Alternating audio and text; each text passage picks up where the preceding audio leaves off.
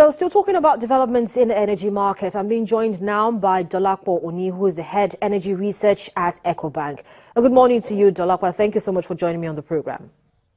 Good morning, Harriet. Thanks for having me. So it is the morning after the decision by the MPC, and there's been so much, back and forth. Even though most of the opinion that the status quo will be remained, but how much of an effect, if any, will this decision have on the oil and gas industry?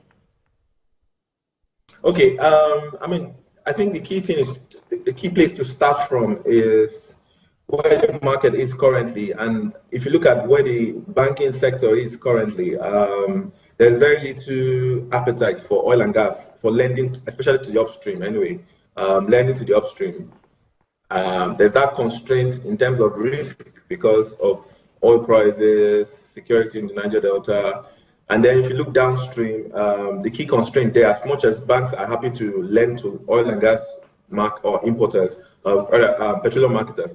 The constraint there is dollars, lack of adequate supply of dollars, so even that is also constrained.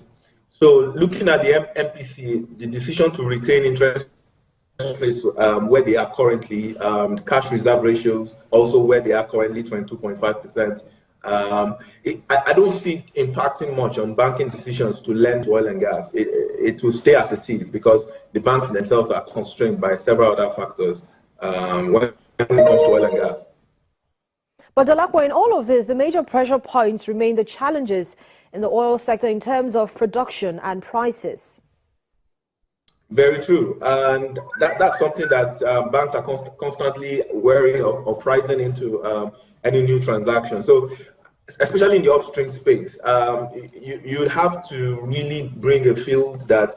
If we go technical, you start talking about fields that have very low break-even price points for you to even attract funding, because again the bank will be worried about if there are any further declines in oil prices, will your revenues still be able to carry repayment of interest, even if not interest and principal. So those are all considerations that at $40 oil, there are very few, there aren't so many fields that can carry a large amount of debt and still, remain as liquid as they need to be. So those are serious pressure points. So for you, in the very short to medium term, how do you expect, industry players to price this in, sort of re-strategize, if you like? I think the key move we see is two things. Well, there are two moves. Number one is, and we've written about this, that we see a lot more people looking for equity, and that's going to be key for the oil and gas segment, especially the upstream, getting more equity into their business, because that's what will give you the ability to wait out this decline in prices, or at least till the market rebalances. The second part is you're likely going to see a lot of players try to integrate their businesses more.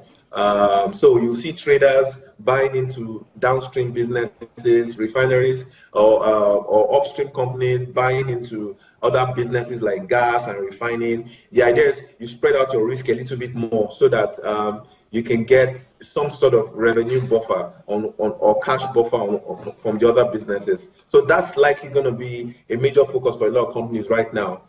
You are likely not to see any oil and gas company just sit down on the upstream segment alone anymore. You're likely to see them push further into, several other areas, power, refining, gas, or even, petrochemicals, or several other areas that they feel might just provide a little more cash buffer or revenue buffer for them. Thank you so much, Dolapo, for your perspectives this morning. Thanks for having me.